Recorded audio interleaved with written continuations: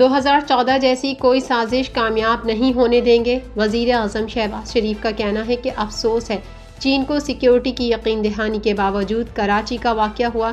Shanghai تعاون تنظیم کو سبوتاژ کرنے کی اجازت نہیں دی جائے گی۔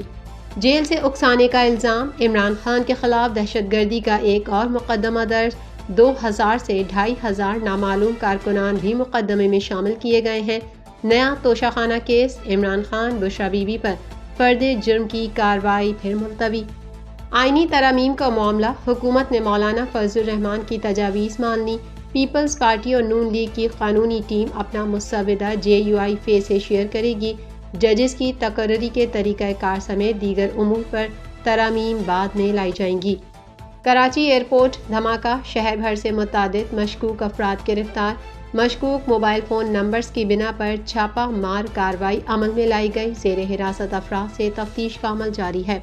بحیرہ عرب میں بڑے طوفان کا خطرہ، پیشگی الرٹ جاری۔ الرٹ میں کہا گیا ہے کہ سمندر میں موجود سسٹم ساحلی طوفان میں تبدیل ہونے کا قوی امکان ہے۔ چیف میٹرولوجسٹ سردار سرفراز کا کہنا ہے کہ طوفان کا پاکستان سے ٹکرانے کا کہنا انتہائی قابل وقت ہے۔ دشمن سے طویل جنگ کے لیے تیار ہیں، جو دشمن کے لیے تباہ کن ثابت ہوگی۔ ترجمان القسام بریگیڈ کا کہنا ہے کہ یہ دور جدید کا سب سے کامیاب کمانڈو آپریشن تھا۔ حزب اللہ کا حیفا پر راکٹوں سے حملہ، اسرائیل نے جنوبی لبنان میں بم برسا دیے۔ روس نے یوکرین کے اہم ایئر بیس پر ہائپر سونک میزائل داغ دیا۔ یوکرینی فضائیہ کا کہنا ہے کہ اس نے کیف کے علاقے میں 2 روسی کھنزل میزائلوں کو مار گرایا۔ ایک سپر مارکیٹ کی چھت اور ایک کار کو بھی نقصان ہوا۔ Islamic Finance TV, the only TV channel of the fastest growing Islamic economy in the world and the prime mover of Islamic finance news. Follow us on our social media handles and watch our reports and educational program at www.islamicfinancetv.com. For advertisement, please contact us at islamicfinancetv@gmail.com. وزیر اعظم شہباز شریف نے کہا کہ وفاق پر دن رات چڑھائی اور دھمکیاں دی جا رہی ہیں۔ جو کچھ 2014 میں ہوا وہی اب دہرایا جا رہا ہے، لیکن ہم اب 2014 جیسی کوئی سازش کامیاب نہیں ہونے دیں گے۔ وفاقی کابینہ اجلاس میں اظہار خیال کرتے ہوئے وزیر اعظم شہباز شریف کا کہنا تھا کہ کل کراچی میں دہشت گردی کا انتہائی افسوسناک واقعہ ہوا، جس میں ہمارے 2 چینی بھائی ہلاک اور 1 زخمی ہوا، جبکہ حملے میں کچھ پاکستانی بھی زخمی ہوئے۔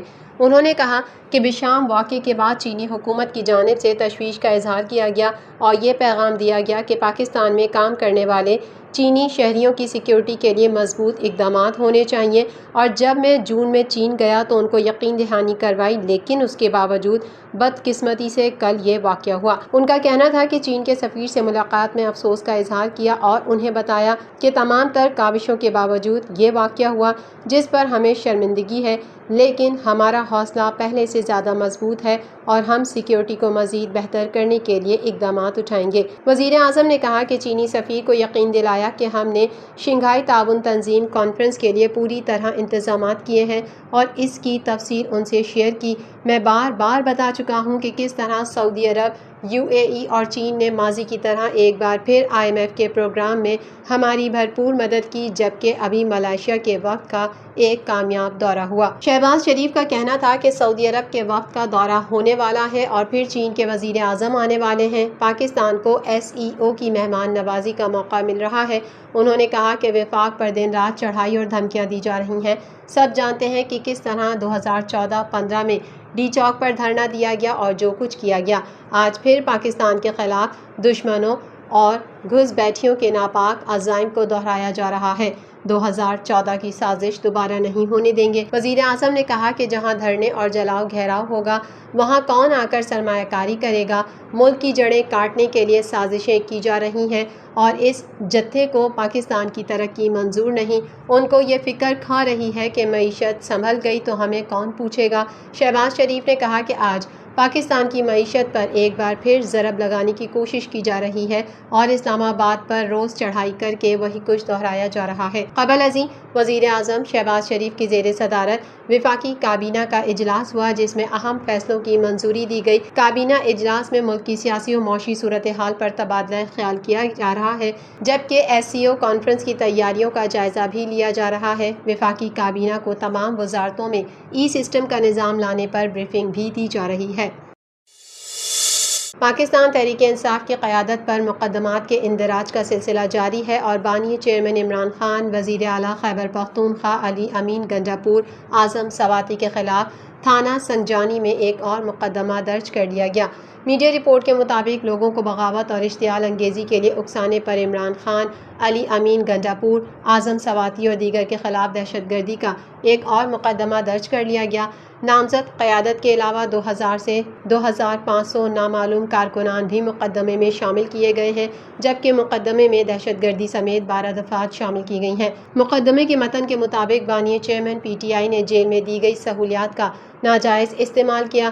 بانی PTI کے اکسانے پر علی امین گنڈاپور نے وزیر اعلیٰ ہونے کے ناطے سرکاری وسائل کا غلط استعمال کیا اور اعظم سواتی نے مظاہرین کی مالی معاونت کی۔ مقدمے میں مزید کہا گیا ہے کہ مظاہرین نے 2 عدد 12 بورگن، 12 anti riot kits, 2 wireless set, 5 عدد ٹیئر گیس شیل چھینی۔ مظاہرین نے پولیس پارٹی پر قتل کی نیت سے فائرنگ بھی کی، جس پر پولیس اہلکاروں نے درختوں کے پیچھے چھپ کر جان بچائی۔ PTI قیادت اور کارکنوں کے خلاف اس نئے مقدمے میں کار سرکار میں مداخلت، اغوا، ڈکیتی، دہشت گردی، اقدام قتل، سرکاری اسلحہ چھیننے سمیت دیگر دفعات شامل کی گئی ہیں۔ دوسری جانب بانی PTI عمران خان اور ان کی اہلیہ بشریٰ بی بی کے خلاف توشہ خانہ کے نئے کیس میں فرد جرم عائد کرنے کی کارروائی ایک بار پھر ملتوی کر دی گئی۔ سینئر جج اسپیشل جج سینٹرل شاہ رخ ارجمن نے عمران خان اور بشریٰ بی بی کے خلاف توشہ خانہ کے نئے کیس کی سماعت جوڈیشل کمپلیکس میں کی۔ عدالت نے بغیر کارروائی کیس کی سماعت 21 اکتوبر تک ملتوی کر دی۔ واضح رہے کہ بانی PTI عمران خان اور بشریٰ بی بی پر آج فرد جرم عائد ہونا تھی۔ اڈیالہ جیل سیکیورٹی خدشات کے باعث سماعت ملتوی کی گئی۔ جیل حکام بھی سیکیورٹی خدشات کے باعث جیل سماعتیں ملتوی کرنے کی استدعا کر رکھی تھی۔ آئینی ترامیم کے معاملے پر حکومت نے سربراہ JUI مولانا فضل الرحمان کی تجاویز مان لی۔ میڈیا رپورٹ میں کہا گیا ہے کہ پارلیمانی ذرائع کے مطابق پارلیمنٹ کے دونوں ایوانوں کا اجلاس SCO سربراہ کانفرنس کے بعد بلانے کا فیصلہ کیا گیا ہے۔ مولانا فضل الرحمان آئینی ترامیم میں اپنا مسودہ 2 سے 3 روز میں حکومتی ٹیم کے حوالے کریں گے۔ حکومتی ذرائع نے بتایا ہے کہ پیپلز پارٹی اور نون لیگ کی قانونی ٹیم اپنا مسودہ JUI فے سے شیئر کرے گی۔ مولانا فضل الرحمان نے آئینی عدالت کے قیام پر مشروط رضامندی ظاہر کی ہے۔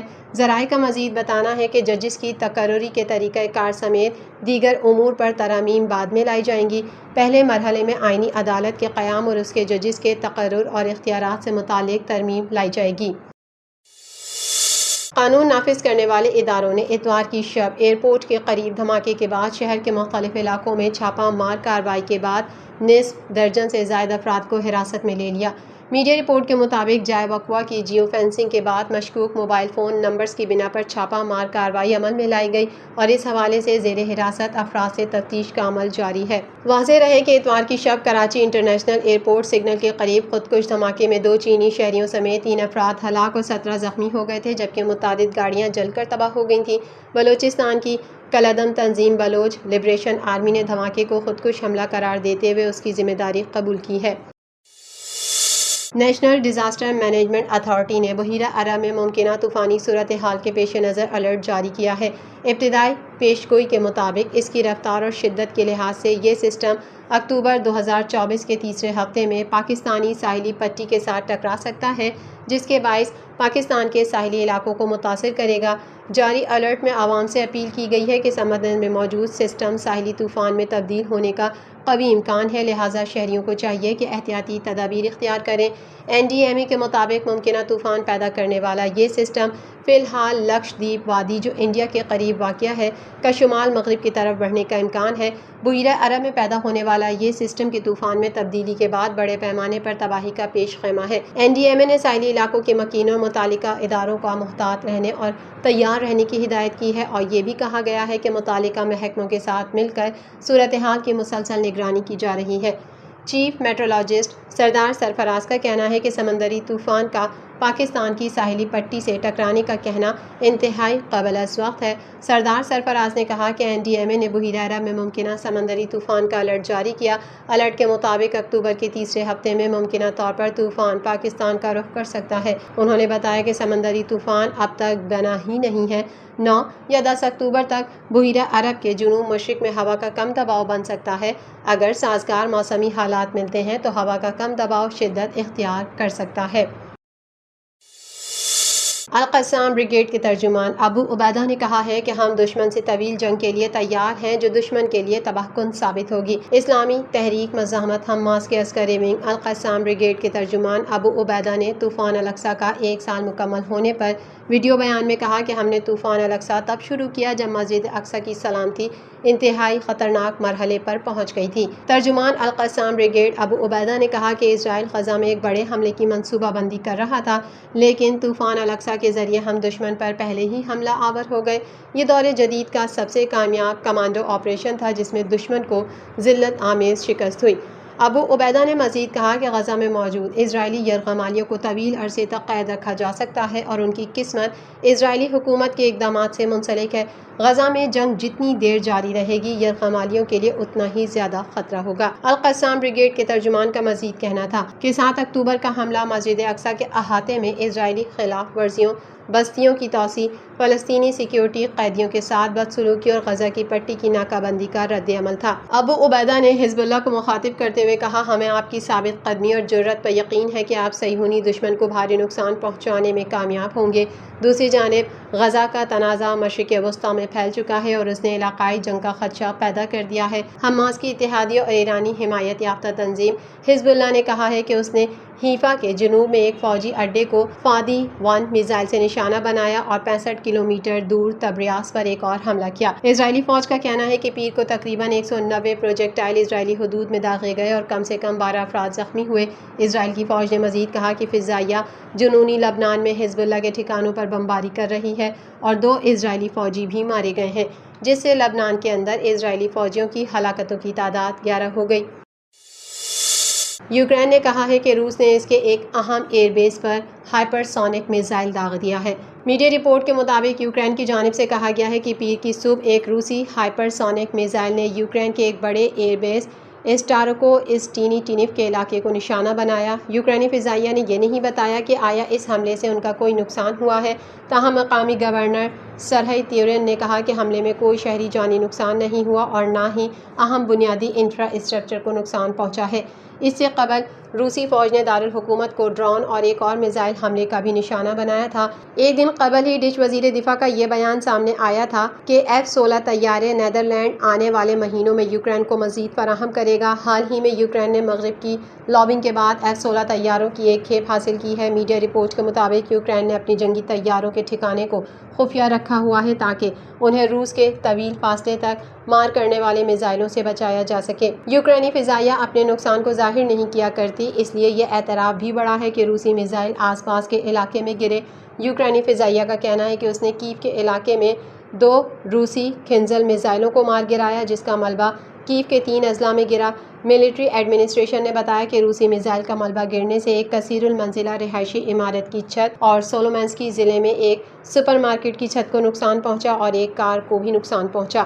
یاد رہے کہ فروری 2022 میں شروع ہونے والی اس جنگ کے دوران روس نے یوکرین پر طویل فاصلے تک مار کرنے والے کئی میزائل حملے کیے ہیں۔